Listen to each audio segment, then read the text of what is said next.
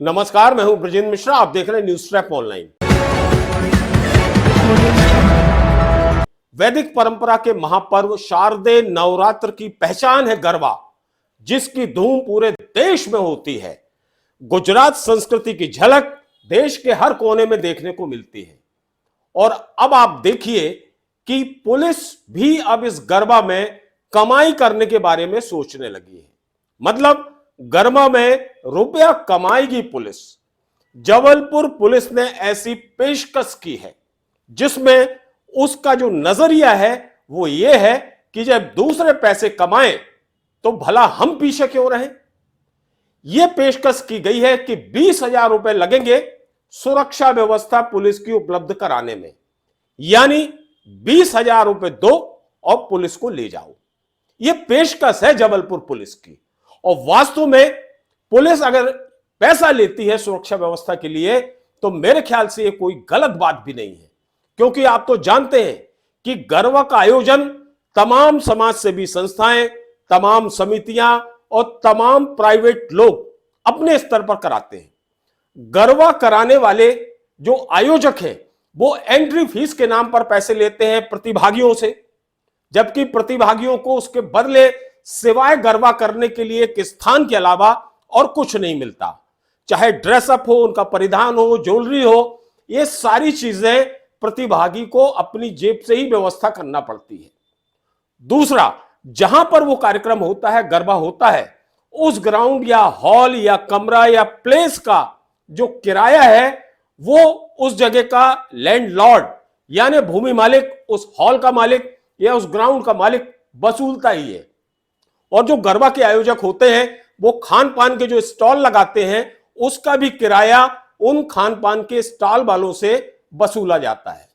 तो कहने का तात्पर्य यह है कि जहां गरबा होता है वहां कमाई होती है।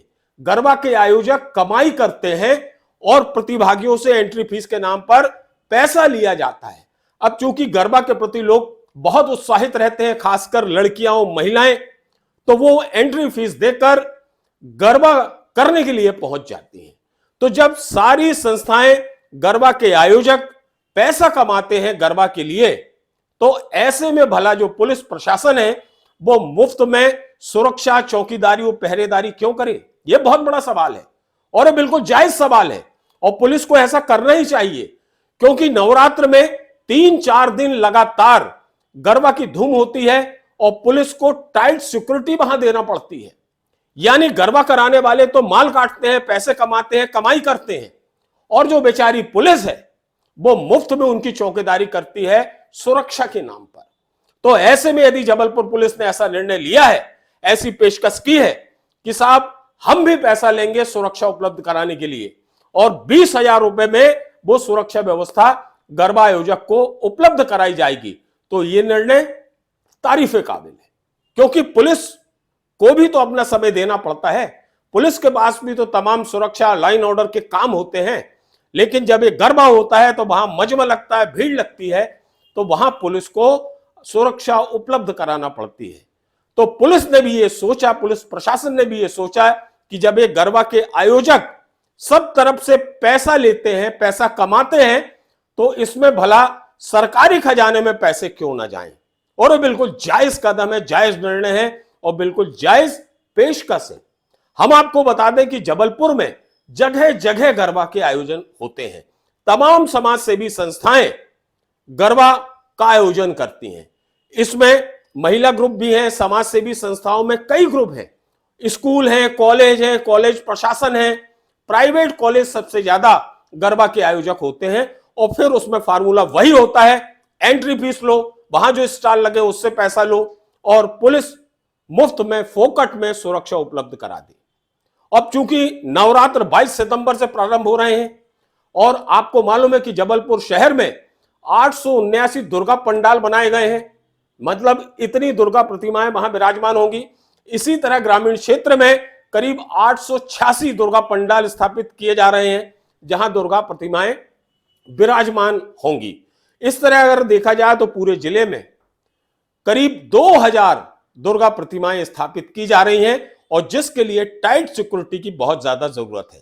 तो नवरात्र और फिर गरबा, इसमें पुलिस की संख्या बहुत ज्यादा बढ़ जाती है। इसलिए जबलपुर एसपी संपत उपाध्याय ने यह तय किया है कि इस बार सुरक्षा के बंदोबस्त कुछ और विशेष तौर पे किए जाएंगे, जिसमें एसएएफ की सेवाएं ली जाएंगी, एसटीएफ भी तैनाती होगी, क्यूआरएफ की टीम तैनात होगी, आरपीएफ की टीम तैनात होगी, बम स्क्वाड तैनात होगा और थाने की जो लोकल पुलिस है वो भी कड़ी नजर रखेगी इस नवरात्र पर्व के दौरान और खास तौर पर जो गरबा होते हैं उस दौरान।